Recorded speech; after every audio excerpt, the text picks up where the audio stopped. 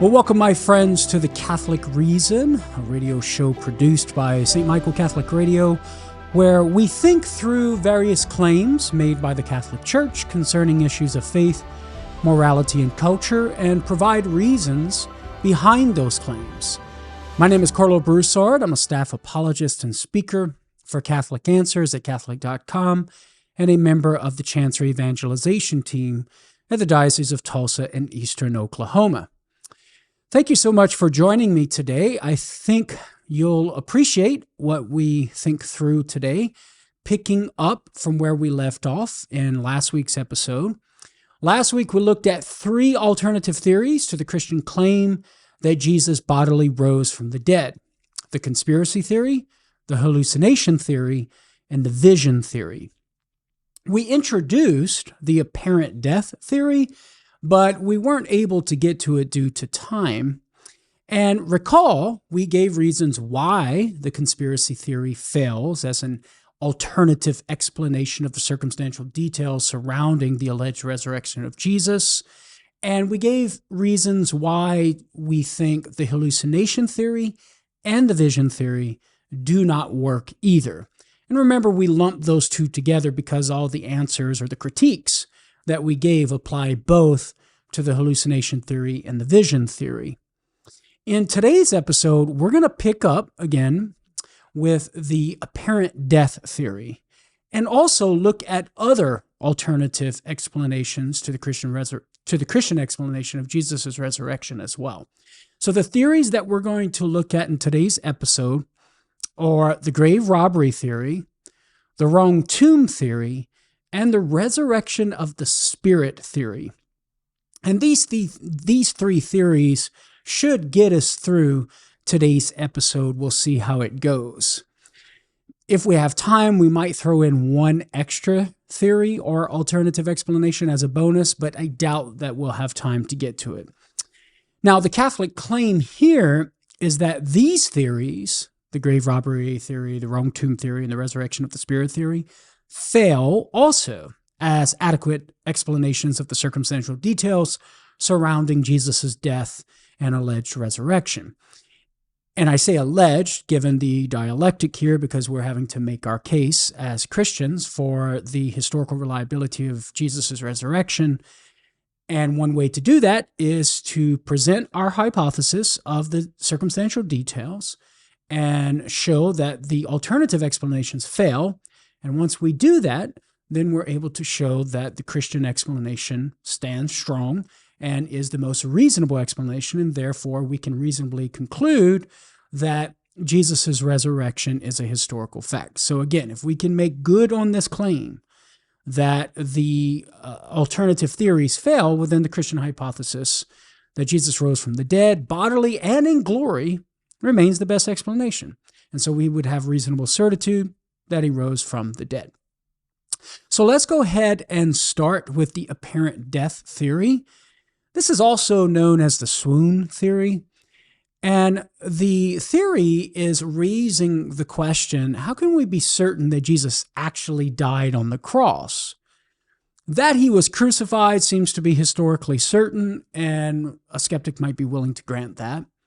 But there are modern cases of people who are pronounced dead and then a few hours later start breathing again, right? So maybe that's what happened to Jesus. Maybe he apparently died. It was thought that he was dead. And then upon being put in the tomb, he eventually came to consciousness and was able to get out of the tomb and present himself to the apostles. And from that, the apostles thereby concluded that Jesus was risen from the dead.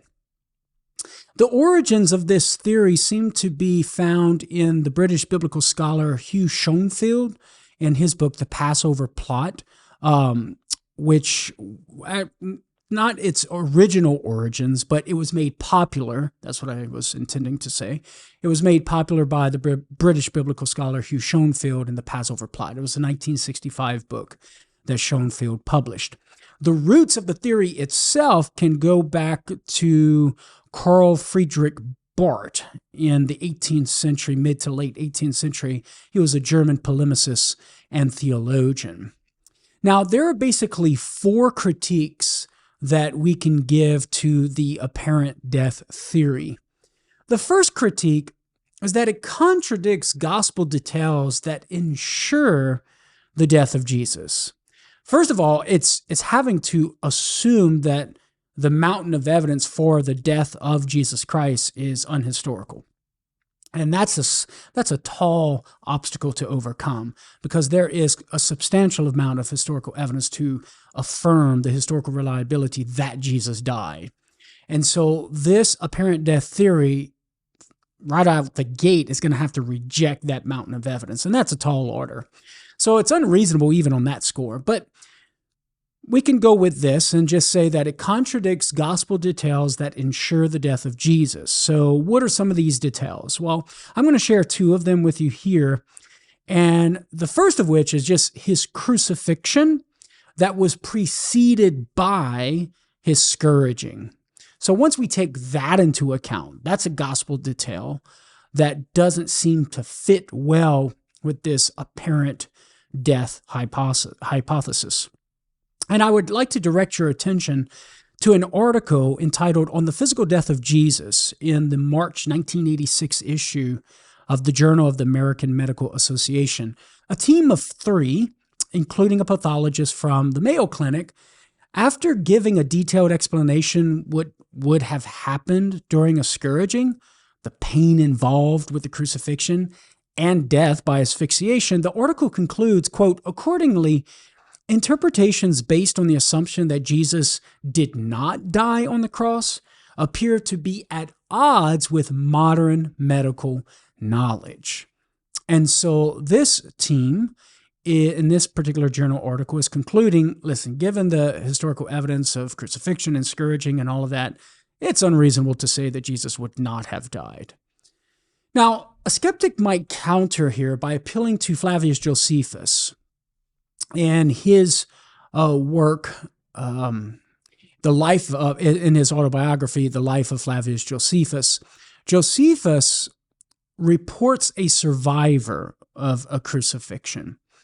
So he writes this: "And when I was sent by Titus Caesar with Ceralius and 1,000 horsemen to a certain village called Thecoa, in order to know whether it were a place fit for a camp, as I came back, I saw many captives crucified, and remembered 3 of them as my former acquaintance." He goes on, "I was very sorry at this, and went with tears in my eyes to Titus, and told him of them. So he immediately commanded them to be taken down, and to have the greatest care taken of them in order for their recovery. Yet 2 of them died under the physician's hands," he reports, "while the 3rd recovered." And so the argument is, hey, look, Josephus says that there was 3 guys, 3 friends of his who were crucified. 1 of them survived. And so just because Jesus was crucified, that wouldn't entail that he automatically died. So maybe the apparent death hypothesis has some traction here based upon the historical evidence that we have from Flavius Josephus, a first-century Jewish historian. So in response, first of all, I'd say this. This individual that Josephus is referring to didn't have a brutal beating and scourging prior to his crucifixion. Notice Josephus says, "I saw many captives crucified."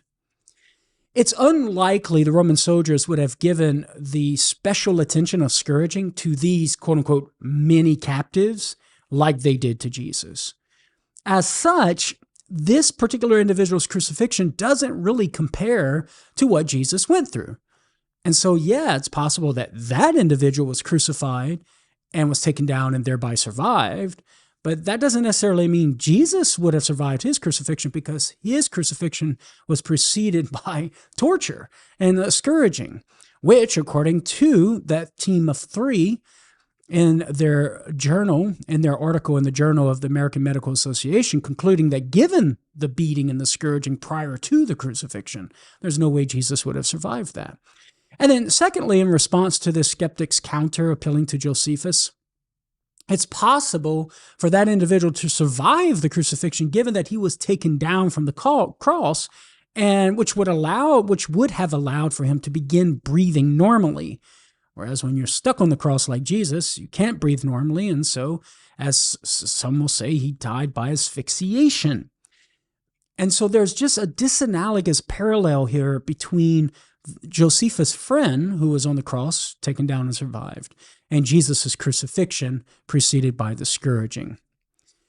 So that's the first gospel detail that contradicts the apparent death hypothesis, namely Jesus' crucifixion and the intense scourging preceding it. Now, there's another gospel detail that conflicts with the apparent death hypothesis, and that is John's report of the spear going into the side of Christ, there in chapter 19, verse 35.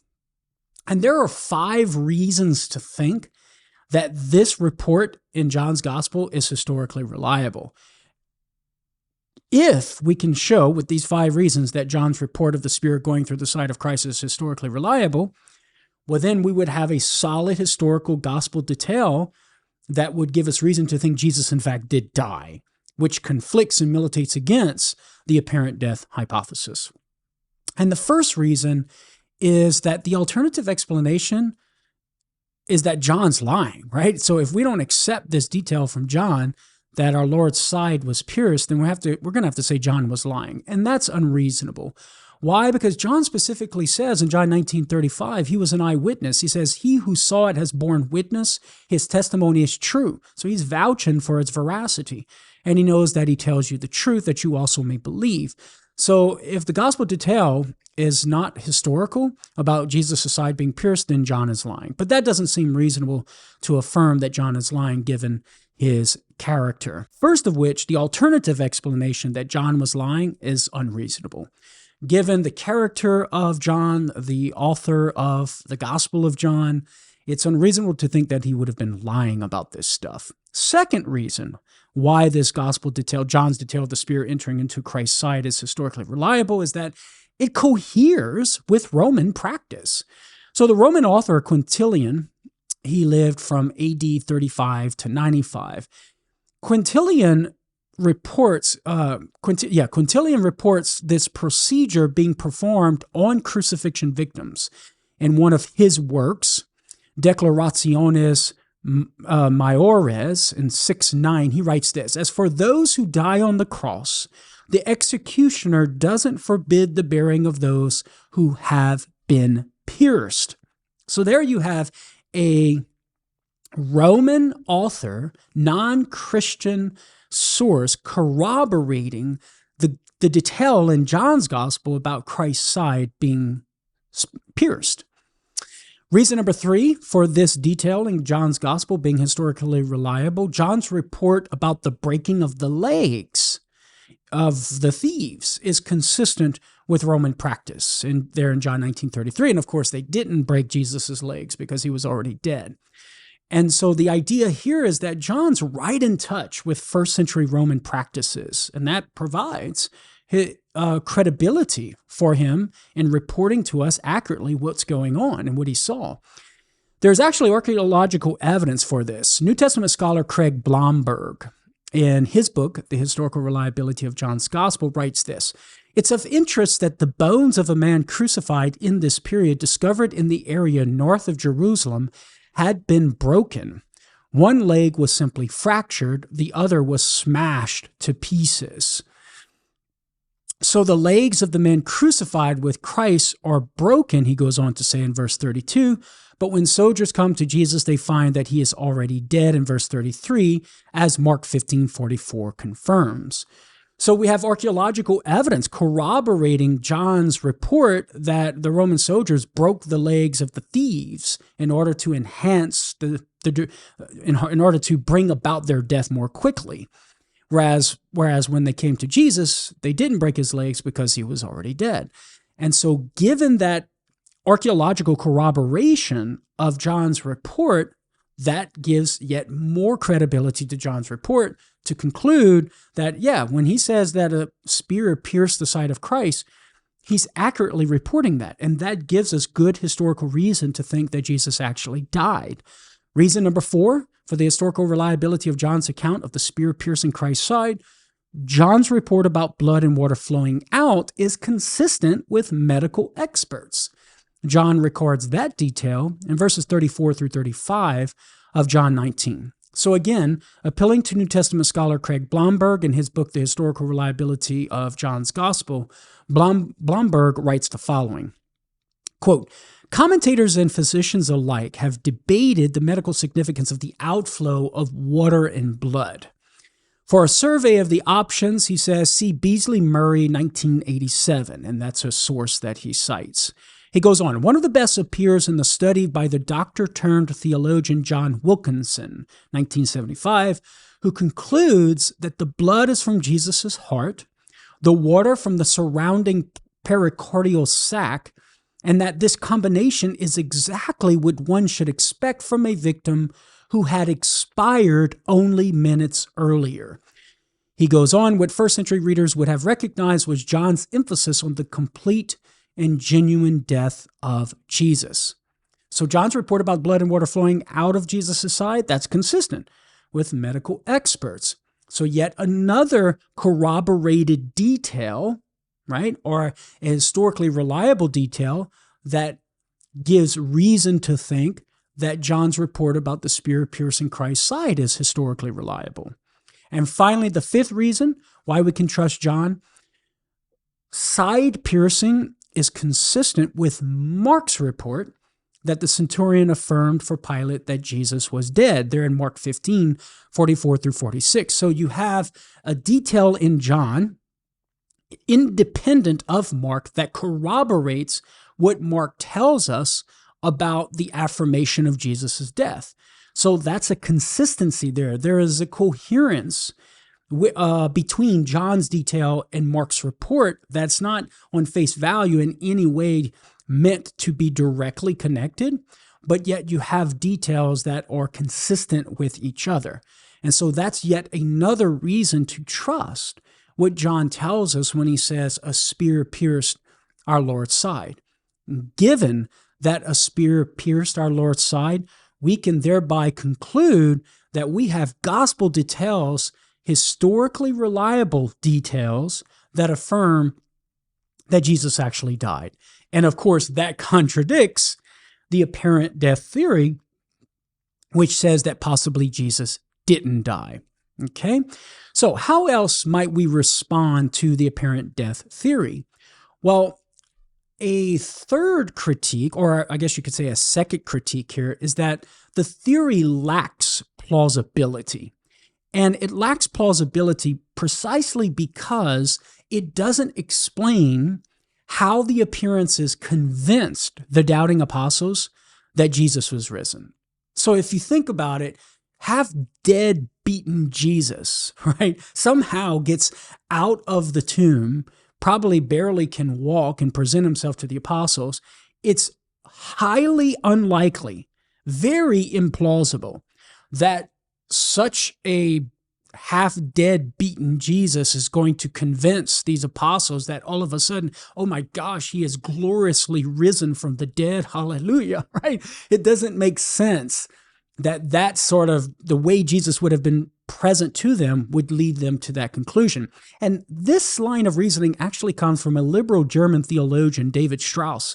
In his book, A New Life of Jesus, he writes this, quote, it's impossible that a being who had been stolen half dead out of the sepulchre, who crept about weak and ill, wanting medical treatment, who required bandaging from the scourging and the flesh ripped off of his body, strengthening and indulgence, and who still at last yielded to his sufferings, could have given to the disciples the impression that he was a conqueror over death and the grave, the Prince of Life, an impression which lay at the bottom of their future ministry.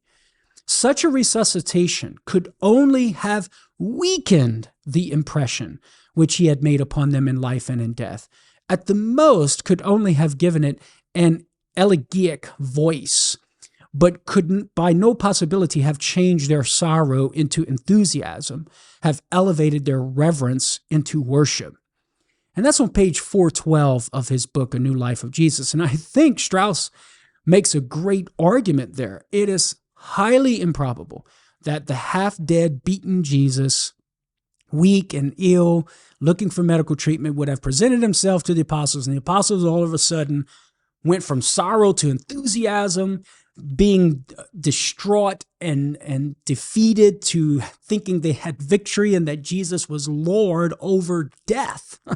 Just doesn't make sense. There's a disproportion there between what this apparent death theory entails and the effects that it had on the apostles. A third critique of the apparent death theory is that it lacks explanatory power. And it lacks explanatory power because it doesn't adequately explain the empty tomb. In order to explain the empty tomb, in order for the apparent death theory to work, the apparent death theory basically is only accounting for the appearances, the postmortem appearances of Jesus, the alleged resurrected appearances. But it fails to account for the empty tomb, or at least fails to adequately account, because it would have to postulate that it would have to postulate the conspiracy theory, or a conspiracy theory, concerning the placement of the guards at the tomb. Okay? So you got to have dead, beaten Jesus coming out of the tomb. Well, remember, the Gospels tell us that guards were placed there. So the only way to explain the fact that the half-dead, beaten Jesus got out of the tomb and presented himself to the apostles is if the guards at the tomb was a made-up, fabricated detail. Because if the guards were in fact there, well, then of course you wouldn't have the half-dead, beaten Jesus getting out of the tomb and going to the apostles.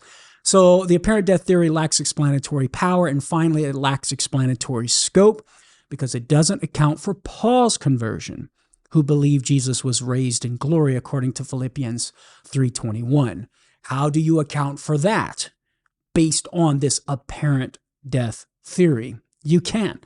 And so therefore, the apparent death theory lacks explanatory scope. So for these 4 reasons, the apparent death theory fails. Now, next, I'd like to start talking about the grave robbery theory. We're going to look at 3 more for the rest of the episode.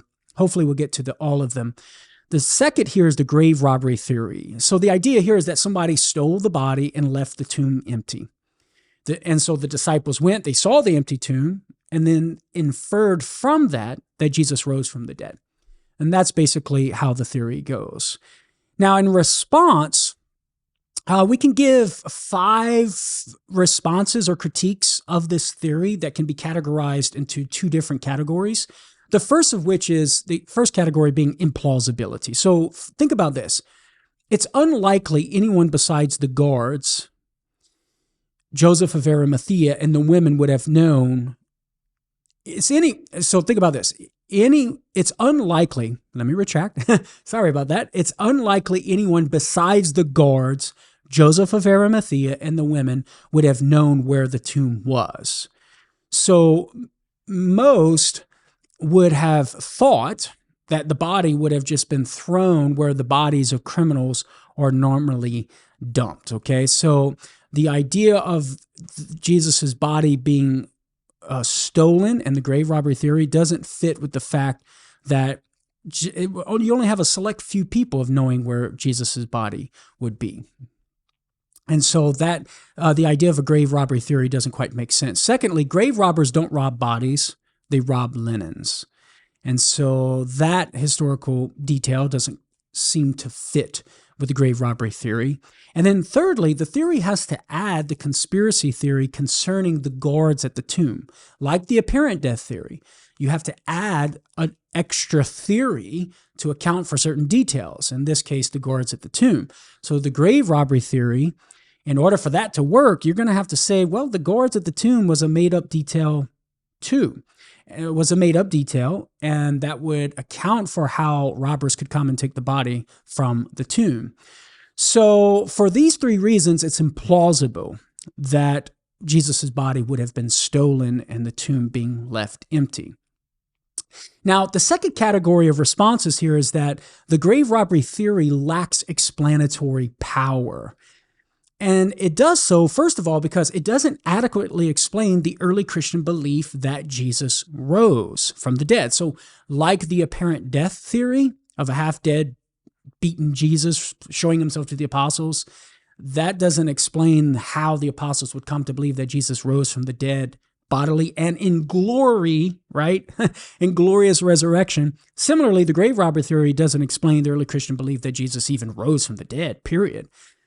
So first of all, the theory states that the early Christians inferred from the empty tomb that Jesus rose, but it's unlikely that they would have inferred this. In fact, Luke's report of the women finding the tomb tells us they were perplexed. So we even have evidence from Luke that they did not infer the resurrection from the empty tomb.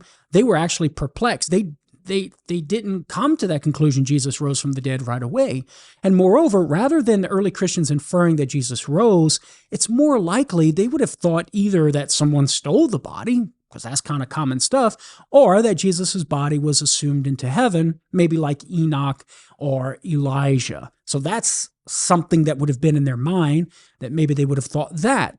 The tomb is empty because maybe Jesus' body, he was favored by God, he was taken up into heaven, like the Old Testament Enoch and Elijah, or somebody just stole the body. But of course, that seems to stretch the boundaries of reason because, like, who would have known where Jesus' body was? You only had a few people knowing that, the guards, Joseph of Arimathea, and the women.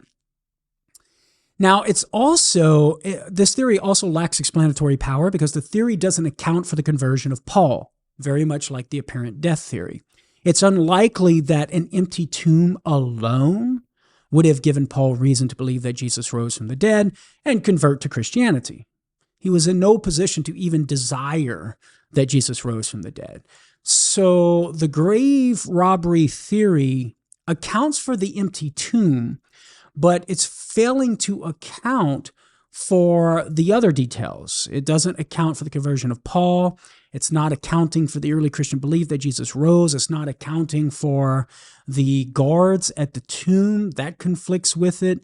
And it's just implausible because grave robbers don't rob bodies, they rob linens. And you only had a few people knowing where the tomb was in the first place. So for those reasons, we can conclude that the grave robbery theory fails as an adequate explanation of the circumstantial details reported to us by the Gospels surrounding the alleged resurrection of Jesus. With the grave robbery theory complete now, let's turn to the wrong tomb theory. And so the idea here is that Jesus' empty tomb was based on a simple mistake. The women simply got lost, so it's argued, on their way to the tomb that Sunday morning and happened to meet a caretaker at an unoccupied tomb in the garden that they mistakenly thought was Jesus' tomb. And he said something, maybe the caretaker said something like, "You're looking for Jesus of Nazareth. He's not here." And the women were so unnerved, so the story goes, they fled. And after the disciples had experienced visions of Jesus alive, so therein you have to include the vision theory here, right? The women's story developed into the account of their discovery of Jesus' empty tomb. So what should we make of the wrong tomb theory? Well, there are several critiques here, and like with regard to the grave robbery theory, these critiques can be categorized into certain categories. So first of all, you have this theory lacks explanatory power, and it lacks explanatory power for a couple of reasons. First of all, the women witnessed the burial. Luke tells us that in Luke 23:55. So to suggest that the women got lost or they mistakenly thought the empty tomb was Jesus' tomb, that doesn't comport or cohere with what Luke tells us that the women witnessed the burial. They would have known where the tomb was. Secondly, this theory requires us to reject the historicity of Joseph of Arimathea, which is unreasonable. And we don't have time to go into all the lines of evidence for the historicity of Joseph of Arimathea and what the Gospels tell us about him and it being his tomb. But here's a quote from New Testament scholar Raymond Brown. In his book, The Virginal Conception and Bodily Resurrection of Jesus, published in 1973, he says this: "A few adventurous scholars have suggested that the very idea that the body of Jesus could not be found sprang from the impossibility of correctly identifying his body in such a common burial ground. However, an almost insuperable obstacle to such theorizing is raised by the person of Joseph of Arimathea, who appears in all four Gospels, it's virtually certain that he was not a figment of Christian imagination, that he was remembered precisely because he had a prominent role in the burial of Jesus, and thus that there was someone who knew exactly where Jesus had been buried. So the wrong tomb theory lacks explanatory power because the women actually witnessed the burial. They knew where the tomb was. And this theory requires us to reject the historicity of Joseph of Arimathea, which is unreasonable. Now, the second critique of the wrong tomb theory is that it lacks explanatory scope. And it does so because, first of all, the theory doesn't explain the belief that Jesus rose. Christians wouldn't have inferred resurrection from an empty tomb. They would have probably just thought grave robbery, right? And you can check out John chapter 20, verse 13. The women were perplexed. They didn't automatically conclude about the resurrection. And then this theory lacks explanatory scope because the theory doesn't account, again, for Paul's conversion. Paul wouldn't have converted simply because of an empty tomb, which is all the wrong tomb theory can explain. You're going to need other things to complement the wrong tomb theory in order to account for all of these other details. Now, a third critique of the wrong tomb theory is that there are further deficiencies. So consider these. I'll list two here. The theory requires an added theory, namely the vision theory, which suffers from its own deficiencies, as we looked at in last week's episode. Because if you're going to account for the empty tomb by way of the wrong tomb theory, you're still left with the Christians saying they saw Jesus. So how do you account for that? Well, either you're going to have to say they hallucinated, which has its problems, as we talked about in last week's episode, or you're going to have to say these were visions of Jesus, which has its problems, the same problems for the hallucination theory that we talked about in last week's episode. And so that's a deficiency of the wrong tomb theory. And then finally, there's no evidence that Joseph and those that helped him exposed the Christian blunder. There's no evidence ever in the early Christian testimony in history that the Christians got the wrong tomb, okay? Neither Joseph of Arimathea comes forward and says that, nor anybody else or anybody who helped him. And Dr. William Lane Craig puts the argument this way in his book, Did Jesus Really Rise? Since Joseph, as well as other servants helping him, knew what they had done with the corpse, the theory is at a loss to explain why they didn't correct the disciples' blunder once they began to proclaim that Jesus had been raised from the dead. Unless, that is, one resorts to contrived conjectures to save the day, for example, that Joseph and his servants suddenly died after moving the body, as some skeptics might want to say. Now, the last theory that we're going to look at today is the resurrection of the spirit theory. The idea here is that the early Christian message that Jesus rose from the dead was intended only to mean that the spirit of Jesus, not his body, was awakened from the grave and lives on in heaven. The physical nature of Jesus' resurrection in the Gospels, so it's argued, is a later development from the non-physical tradition that we find in Paul, say. So in response, I want to give 4 general responses to the theory, and then if time permits, we'll look at that key text from 1 Corinthians 15 where Paul talks about the spiritual body, and some will appeal to that as evidence that Paul is intending to say that Jesus did not rise bodily, but just rose in the sense of his spirit lives on in heaven. So with regard to the general responses, the first is that this theory doesn't fit with the Christians' delayed preaching of the resurrection. And New Testament scholar N.T. Wright makes this argument in his book, Jesus, the Final Days. He writes this: when the Christians said that Jesus was raised from the dead on the 3rd day, they must have meant this, namely that he was raised bodily. Otherwise, he points out, why was he not raised from the dead immediately upon his death itself? Why wait for 3 days? So the idea here is that the early Christians say that Jesus only rose after 3 days doesn't fit with this idea of Jesus' spirit living on in the afterlife, and that's what the Christians meant by the resurrection of Jesus. Because if that's all they meant, well, then they should have been saying Jesus rose immediately after his death. But they didn't. They said he rose only 3 days later. A second general response is that the Jews knew nothing of the idea that resurrection was something that happened only to the spirit and not to the body. This idea of calling the spirit living on in the afterlife as a resurrection is entirely foreign to first century Judaism. So the question becomes, why would Paul, a good Jew, use the term resurrection in 1 Corinthians 15:3 when he says he was raised within a Jewish context where all understood it to be something bodily? That there is no nuanced explanation of what Paul meant by resurrection proves that Paul and the early Christians meant what the Jews meant by resurrection, a bodily resurrection. Again, N.T. Wright argues as follows in his chapter, the chapter that he contributed to the book Passionate Conviction. He says this: "I have often heard it said, sometimes by people who should know better, that Jesus died and was resurrected to heaven. But that's precisely not what the early Christians said. Raised from the dead, yes. Exalted to heaven, yes. But resurrection never meant going to heaven when you die. And it certainly did not mean that when people used it to talk about Jesus." So the idea that Jesus rose from the dead in the sense of his spirit lives on in heaven is totally foreign to first century Judaism and their theological milieu and their belief concerning resurrection. For them, resurrection was bodily. And so for Paul to start preaching the resurrection of Jesus within that theological milieu, within that theological context, leads us to the only conclusion that Paul was preaching a bodily resurrection, not a spirit lives on in the afterlife kind of resurrection.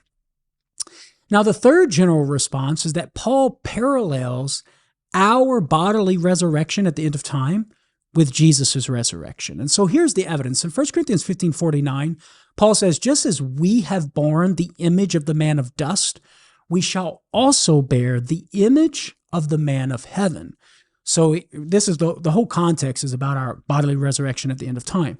And Paul is saying we're going to image Jesus in his quote-unquote resurrection. Romans 8:11 is another example. "If the spirit of him who raised Jesus from the dead dwells in you, he who raised Christ Jesus from the dead will give life to your mortal bodies, also through his Spirit who dwells in you." And so in light of these two passages and Paul's sharing, like giving us his theology of our bodily resurrection being modeled off of Jesus' resurrection, we can infer from that Jesus rose bodily. So here's the argument in here's an argument in a logical form, let's say, okay? Premise one, if our resurrection is bodily, this would be a modus ponens, by the way, for my logical friends out there. If our resurrection is bodily, then Christ's resurrection was bodily, right? Because Paul is saying our bodily resurrection is going to be modeled off of Christ's. So if ours is bodily, well, then Christ has got to be bodily. Premise two, our resurrection is bodily. That's what Paul says. And so therefore, Christ's resurrection was bodily as well, at least within Paul's mind. So Paul has no idea of this idea of a resurrection entailing or being the spirit simply living on, the soul living on in the afterlife.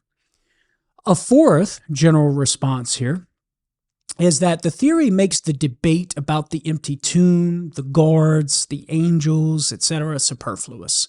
And again, I'm taking this from N.T. Wright in the chapter he contributed to the book entitled Passionate Conviction. He writes this: "The debate itself, that some say Jesus' body was stolen and others say it wasn't, bears witness to my more fundamental point, that in the first century, resurrection wasn't about exaltation, spiritual presence, a sense of forgiveness, or divinization. It was about bodies and tombs. If someone would have been able to say, 'Oh, don't you understand? When I say resurrection, all I mean is that Jesus is in heaven and he's my Lord and that I have a new sense of God's love and forgiveness,' the dangerous debate about tombs, guards, angels, and bodies could have been abandoned with a sigh of relief all around." But the whole point is that all of that stuff was involved. Tombs, guards, angels, bodies. That's what makes up the whole gospel accounts of the alleged resurrection of Jesus Christ. If all they meant by resurrection was Jesus' soul lives on in heaven, then all of that stuff is superfluous. There would be no need to even waste the ink on the scroll in order to tell us about all that stuff. That they include all those details leads us to only one conclusion. They thought that Jesus rose bodily. So this resurrection of the Spirit theory simply fails on these four accounts, these four general responses. The theory doesn't fit with the Christians' delayed preaching of the resurrection. Jews knew nothing of the idea that resurrection was something that happened only to the spirit and not to the body. Paul parallels our bodily resurrection with Jesus' resurrection, and the theory makes the debate about the empty tomb, the guards, and the angels superfluous. Okay, well, what about the claim that Paul seems to suggest in his writings that Jesus' resurrection was spiritual and not bodily? Well, there are several passages that the skeptics will appeal to, but one in particular is 1 Corinthians 15:44, where Paul says, our bodies are sown a physical body, it's raised a spiritual body. If there is a physical body, there is also a spiritual body.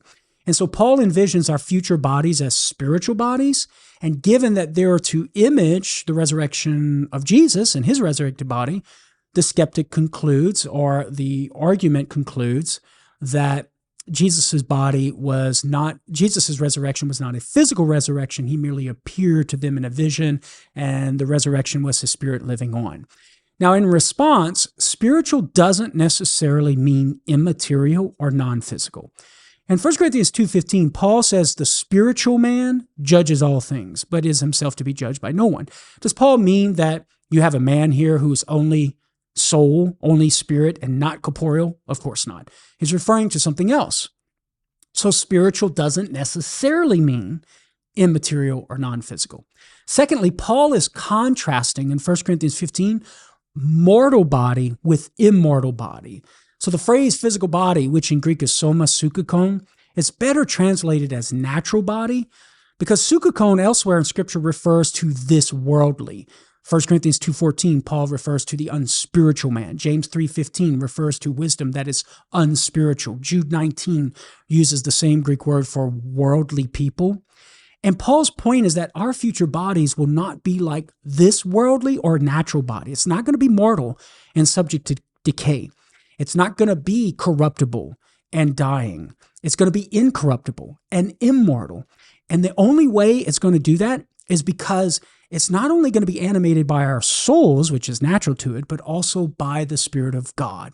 And in virtue of the Spirit of God that dwells in us, as Paul argues in Romans 8:9-11, our mortal bodies will live forever. So that's what Paul means by spiritual body. In 1 Corinthians 15:44, it is our bodies animated by the Spirit of God, which gives it the power of being incorruptible and immortal like our souls. So spiritual body does not mean that it is a pure spirit. It simply means the fleshly, physical body animated by the Spirit of God. And so there is no grounds for this resurrection of the Spirit theory to get off the ground. Well, my friends, unfortunately, that does it for this week's episode of The Catholic Reason. I am out of time. The apparent death theory, the grave robbery theory, the wrong tomb theory, and the resurrection of the Spirit theory all fail as alternative explanations to the Christian hypothesis of Jesus' glorious bodily resurrection. Thanks for listening to The Catholic Reason, a production of St. Michael Catholic Radio. I hope and pray that you invite others to join me again next week as we continue looking at Catholic claims and the reasons behind them. Tell a friend. I'll talk to you then. God bless you.